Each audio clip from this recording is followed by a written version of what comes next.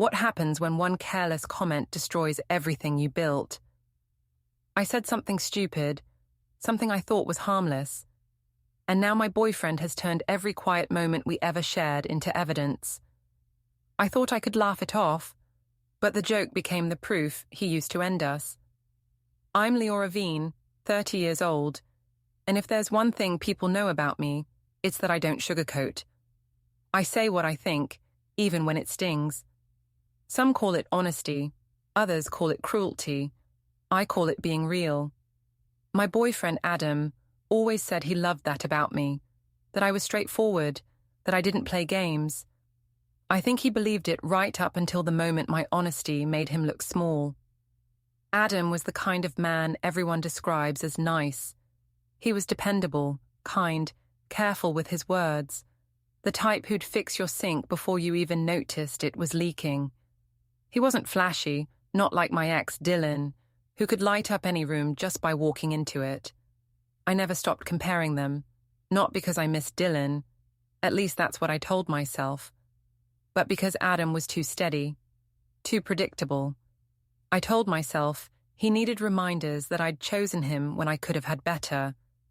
At first, my friends thought it was funny. They'd laugh when I joked that Adam was safe rather than exciting. Even my mother, Clara, said I deserved someone more spontaneous. I believed them. I thought being admired for my bluntness meant I was in control. I never realized I was slowly turning Adam into a prop, the quiet man who made my sharpness look impressive. We'd been together for 3 years, lived together for 1. Things were fine, calm, almost boring. I told myself that was a good thing, that stability meant maturity. But when Dylan got engaged, and pictures of him and his new fiancée started showing up online, I felt something twist inside me. I told myself it was curiosity, not envy. I wanted to prove, even to myself, that I'd moved on, that I was still the one who could make people laugh, who could control the room. That was the mindset I had the day I opened my mouth and said something I couldn't take back. It was during lunch with friends from work, casual, loud, everyone teasing each other like always. Adam stopped by to pick me up, smiling like he always did, and somehow my need to be funny turned into the worst sentence I've ever said. I don't even remember the exact tone, just the laughter that followed, and the silence that came after. I thought it was harmless, just another offhand joke, but that single moment, that careless laugh, became the line between the life I had and the one I ruined. Before we dive deeper into this story, I have one small request. Please subscribe, drop a like, comment, and hit that hype button to boost this channel so more people can discover these incredible stories. It started on an ordinary Thursday. Nothing dramatic, nothing tense, just one of those plain days where I felt restless for no reason. Adam had left early for work, like always. He made coffee, packed my lunch, kissed my forehead, and said he'd see me later. That was his routine. Reliable, predictable, safe. Some women would have loved that kind of stability, but to me, it felt like being wrapped in a soft, heavy blanket I couldn't move under. At the office, people said I was the funny one. I had a sharp tongue, and I knew how to make a crowd laugh. My coworker Rachel said I had the kind of humor that cuts. I took that as a compliment. Around noon, I joined my usual lunch group, Rachel, 2 interns, and a guy from accounting who laughed at everything I said. We were joking about relationships, the kind of teasing talk that fills breaks. One of the interns asked if Adam ever got jealous of my ex Dylan. I said, "Jealous? No, Adam's too calm for that, too average." The table laughed. I laughed with them because that's what I did best, turn small truths into punchlines. I didn't know Adam had walked in. He'd said earlier that he might swing by to grab his phone charger, but I'd forgotten. When I heard his voice behind me, quiet, polite, asking if I was ready to go, the air around the table changed. Everyone fell silent. My stomach dropped, but I kept smiling. I told myself it was fine, that he probably hadn't heard the part that mattered. On the drive home, he didn't say much. He asked how my day was, and I said it was fine. I asked about his, and he said the same. His voice was even, calm, like always. I told myself he was just tired. That evening, while he made dinner, I tried to joke about it. Said something like, "You know how office talk is. We tease each other about everything." He looked at me for a long moment before saying, "I heard you, Leora, every word." Then he went back to chopping vegetables. That night, I couldn't sleep. I kept turning over, waiting for him to start a fight, to demand an apology, to show any reaction at all. But he didn't. He just lay there, breathing quietly beside me, like he was already somewhere far away. His silence made me restless. If he had yelled, I could have defended myself. If he had cried, I could have felt guilty. But silence gave me nothing to work with. The next morning, he left earlier than usual. I texted him later asking if he was okay. He replied, "Of course. Hope you have a good day." I hated how polite it sounded. I showed Rachel the message at lunch, expecting her to say he was being cold or passive-aggressive, but she just said, "He's hurt, Leora. You embarrassed him." I rolled my eyes, told her she was overreacting, but the way she looked at me made me uncomfortable, like she was finally seeing me differently. That evening, I called my mum, hoping she'd take my side. Clara always did. I told her Adam was acting distant because of something small I'd said at work. She asked what it was, and I told her, half laughing, like it was silly. She said, "Oh, honey, men can't handle the truth. You just bruised his ego." That made me feel better. My mother had a way of making everything sound like someone else's fault. When Adam came home that night, I tried to act normal. I made dinner, poured wine, turned on music. He sat with me, polite, quiet, and after a while, I couldn't stand it. I told him he was making things weird. He said, "I'm trying not to say something I'll regret." I asked what that meant. He said, "It means I'm thinking about how it feels to be compared to someone you replaced." I told him I hadn't meant it like that. I said everyone knew I exaggerated when I joked. He nodded, but his eyes didn't move from the table. "Then maybe stop joking at my expense," he said softly. His voice was calm, but it carried something sharp underneath.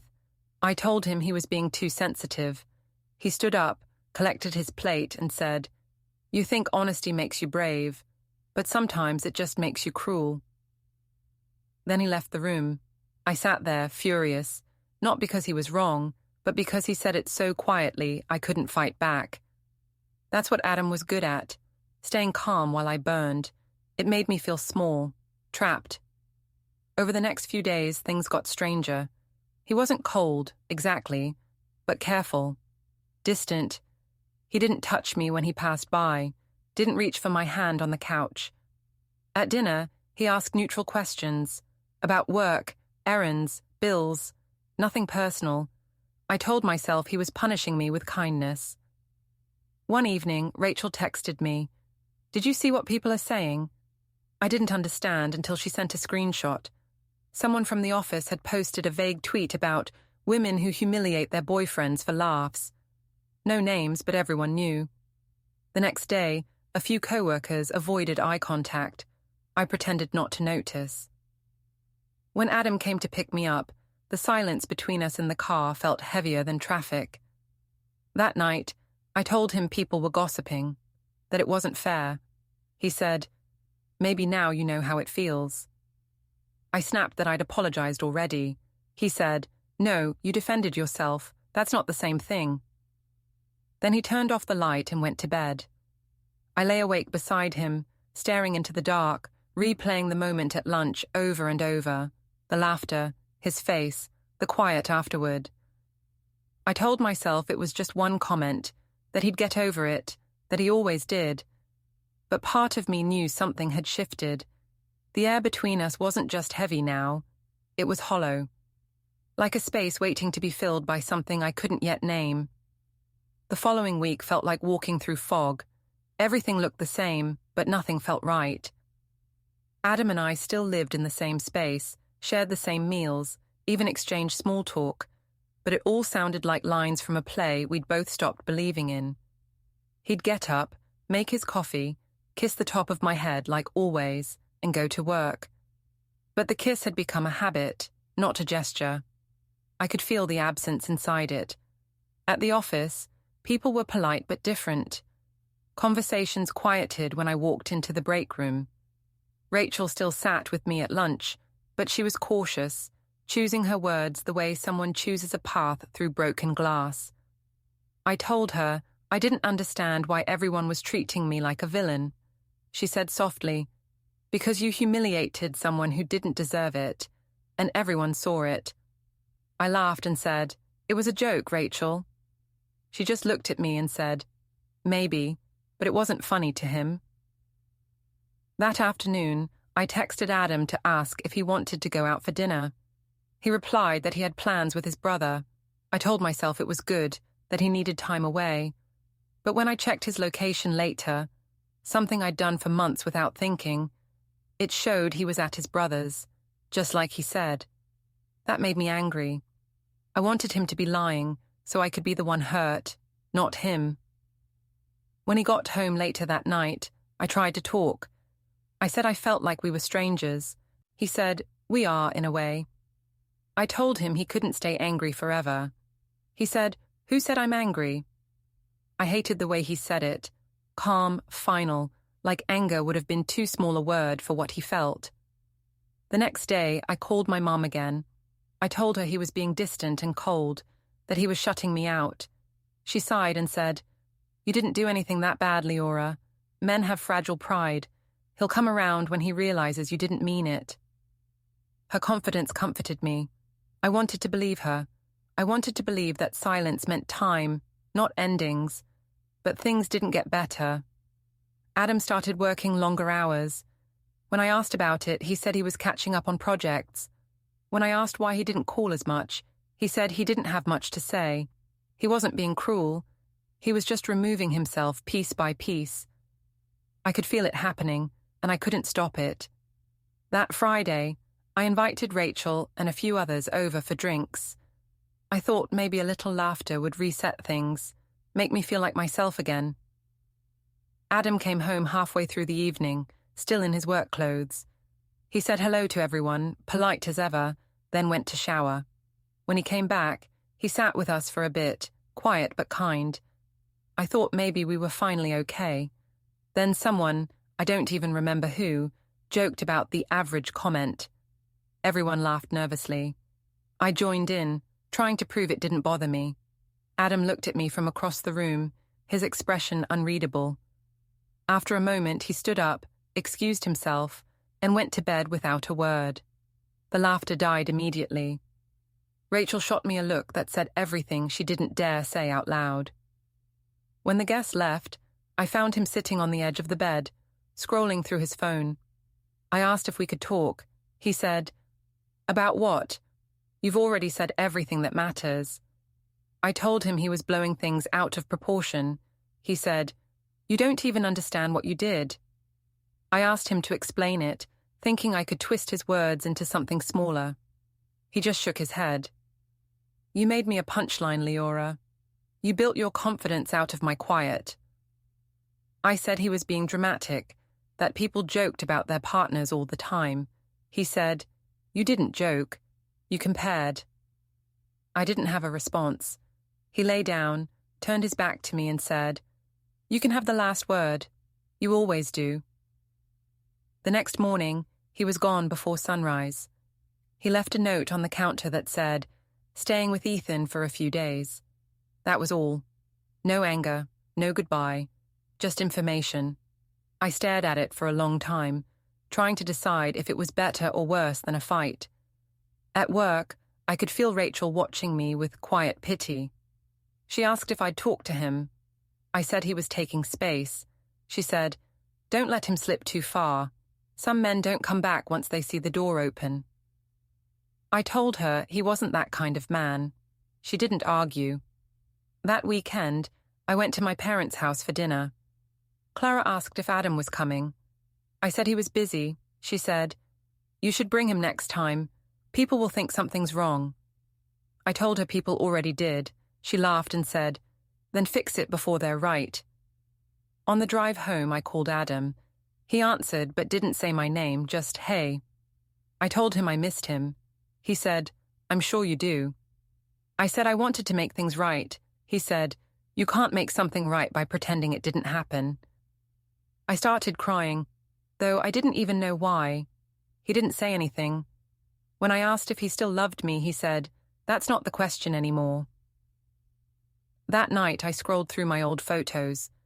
Pictures of us smiling, cooking, laughing.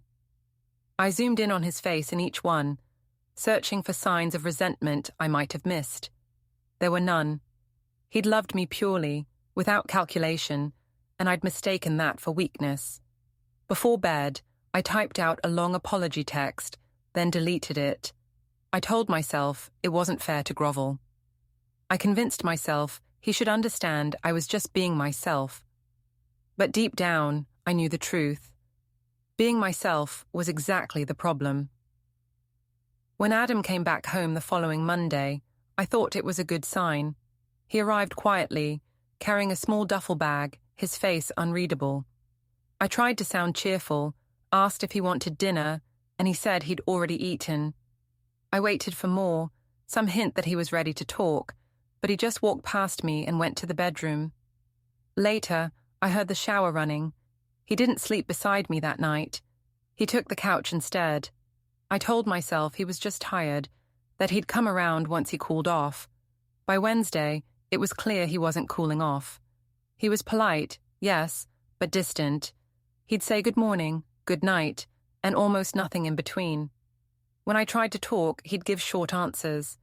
I'd ask if he was still angry, and he'd say, I'm not angry, I'm just seeing things clearly. I hated that tone, calm, measured, too adult. It made me feel like a child being scolded without words. I complained to my mother again. She said I should fix it before he starts thinking he's the victim. I told her he already did. She laughed and said, then just make him feel wanted again. Men forgive when you flatter them. I didn't realize how wrong she was until I tried it. That Friday, Adam's friends invited us to dinner. I didn't want to go, but he said it was important to him. I thought maybe it was a chance to show everyone we were fine. I spent extra time getting ready, told myself I'd charm my way through it like always. At the restaurant, everything felt stiff. The conversation was friendly, but forced. When someone asked how we were doing, I joked, oh, he's still recovering from my sense of humor. I smiled as I said it, trying to lighten the mood, but the laughter that followed was strained. Adam didn't say a word. Later, when one of his friends asked about my ex, clearly testing boundaries, I made another joke. I said something like, well, Dylan was more adventurous, but Adam's the dependable type. The table went quiet. I thought maybe if I smiled wide enough, it would sound harmless. But then I saw Adam's face. He wasn't angry. He was finished. That kind of silence doesn't come from fury. It comes from recognition. He excused himself after a few minutes, said he had an early morning, and left without looking at me. When I got home, he wasn't there. His car was gone, his phone off. I sat on the couch waiting, half furious, half scared. Around midnight, he came in, calm as ever. I started to speak, but he held up his hand. You don't have to explain, he said. I heard you again. You meant every word. I said I didn't. He said, yes, you did. You just didn't mean for me to hear it. Then he went to the spare room and closed the door. The next day, I tried to reach out first. I left him a note before work saying I was sorry, that I'd been stupid, that I just liked to make people laugh. When I came home, the note was still on the counter, folded neatly with the words, I know, written underneath. That tiny phrase felt heavier than any argument could have. Over the weekend, Rachel invited me for coffee. She looked uneasy, like she'd been rehearsing something. Finally, she said, people have been talking again, Leora. Someone recorded the dinner last night. My stomach turned cold. She showed me her phone. A short clip, shaky, but clear enough to hear my voice and my words. The comment about Dylan. the laughter, Adam's silence. Someone had posted it online with the caption, "When she forgets her boyfriend is right there." By the time I got home, I was shaking. Adam was sitting at the kitchen table, reading something on his laptop. I asked if he'd seen it. He said, yes. I told him it was cruel that people were sharing our private lives. He said, "You made it public." I said I'd been embarrassed, that I didn't mean to hurt him. He looked at me then, eyes tired but steady. "You don't know how not to," he said quietly. That night, he packed a small suitcase. I asked where he was going. He said, "Somewhere I can think." I followed him to the door, begging him not to leave, saying this was just a misunderstanding. He turned to me and said, "The misunderstanding was believing you ever respected me." Then he left. The next morning, Clara called. She'd seen the video too. Her tone wasn't supportive this time. She said, "Leora, you can't keep doing this. You can't keep embarrassing people and calling it honesty." I told her it wasn't my fault that people recorded it. She said, "It's your fault they had something to record." Then she hung up. For the first time, I realized I didn't have anyone left to defend me. Not my mother, not my friends, not even myself. I thought about texting Adam, but what could I say? Sorry for being the person you always thought I wasn't. Sorry for saying out loud what I secretly believed. Instead, I scrolled through the video again, watching my own face. I looked so confident, so sure of my words. The sound of my own laugh made me sick. I turned off the phone, sat in the dark, and waited for the morning. I told myself he'd calm down again, that he always did. But deep down, I knew this time was different. His silence didn't feel like waiting anymore. It felt like a door closing quietly behind him. Days passed and the quiet in the apartment became unbearable. Adam didn't come home that week. He texted only once, saying he needed time and that his things would be gone soon. That was it. No warmth, no anger, just logistics. I stared at that message for hours, telling myself he'd come back once the noise online faded. But when I went to the bedroom, I noticed drawers half empty, hangers missing. It wasn't a break, it was an exit. At work, everyone treated me differently now. The viral clip had spread further than I expected. Some people avoided eye contact, others smiled too kindly, the way people do when they pity you. Rachel still spoke to me, but carefully, like she didn't want to be caught in my shadow. I overheard someone whisper that I got what I deserved. I wanted to confront them, to explain that it was just a misunderstanding, but I didn't know what to say anymore that wouldn't sound hollow. I went to my mother's house that weekend, needing someone on my side. Clara greeted me warmly until I told her Adam hadn't been home for days. Her smile faded. She said, "So, he really left?" I said it wasn't official, that he just needed space. She asked if I'd apologized. I told her I had more than once. She nodded, then said, "Maybe it's time to stop expecting him to be the one who forgives first." That irritated me. I told her she'd always said men shouldn't be so sensitive. She sighed and said, "There's a difference between sensitive and humiliated." I didn't know how to answer that, so I just left early. When I got back to the apartment, the key clicked strangely in the lock. Inside, half of everything was gone. His books, his jackets, even his toothbrush. On the counter was an envelope. Inside, there was a note written in his careful handwriting. "You can have the apartment for now. I've already spoken to the landlord." Beneath it were photocopies of legal papers, rental transfers, joint account closures, a notice of intent for mediation. I felt my heart drop. Mediation meant something formal, something real. I called him immediately, but he didn't answer. I texted, asking what all this meant. He replied hours later, "It means I'm handling things properly." That single line made me furious. I wanted him to yell, to accuse, to show that I still mattered enough to provoke emotion. His politeness hurt more than anger ever could. On Monday, I tried visiting him at his brother Ethan's house. Ethan opened the door, surprised but calm. I asked if Adam was home. He said yes, but but that Adam didn't want to see me. I laughed, said I just needed 2 minutes. Ethan hesitated, then said, "He's not ready for that. Please respect it." His tone was firm, kind but final. I could hear voices inside, Adam's among them, low and even. I waited on the porch for a few minutes, hoping he'd change his mind. He didn't. I left before I started crying in front of his family. When I told Rachel about the mediation notice, she said gently, "He's probably trying to protect himself legally. This isn't revenge, it's control." I snapped that she was taking his side.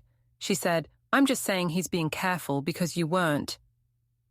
That sentence haunted me for days. The following week, I received a letter from his lawyer confirming the mediation date.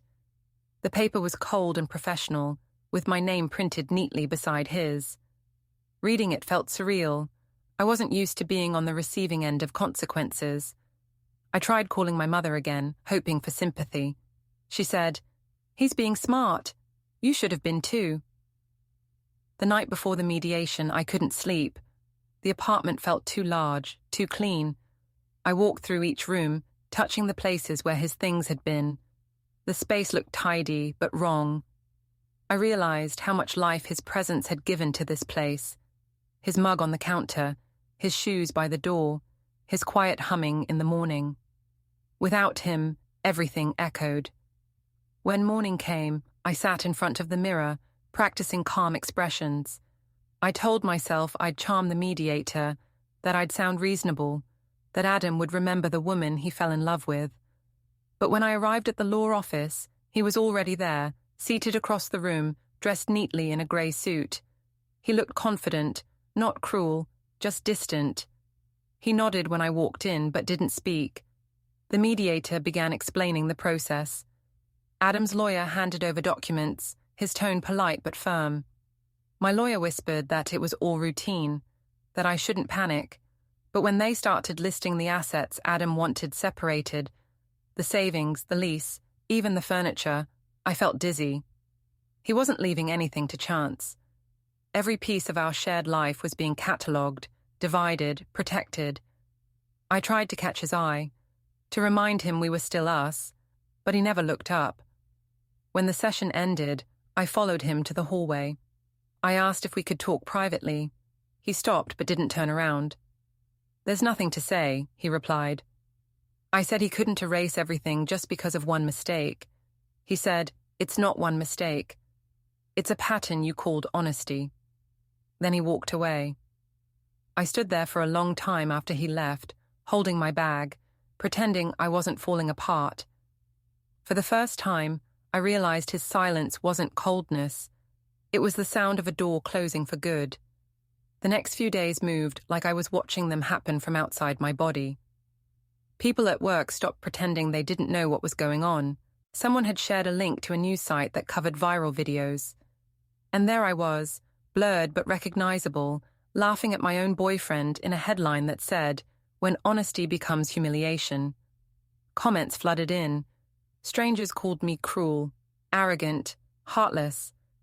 Every time I refreshed the page, there were more. I told myself it didn't matter, that people didn't know the real story. But every word stung, because deep down, they were right. When the day for mediation came, I dressed carefully. White blouse, neat skirt, small gold earrings. I wanted to look composed, mature, sympathetic. My lawyer met me in the lobby and told me to stay calm, to remember that tone matters as much as facts. Adam was already there when I entered the room, sitting upright, hands folded. He didn't look angry. He looked finished. The mediator smiled politely, introduced everyone, and said this was about finding fair closure. Adam's lawyer spoke first, summarizing his requests: transfer of the apartment lease to his name, withdrawal of shared funds, and an agreement to remove my name from anything jointly owned. I expected that part.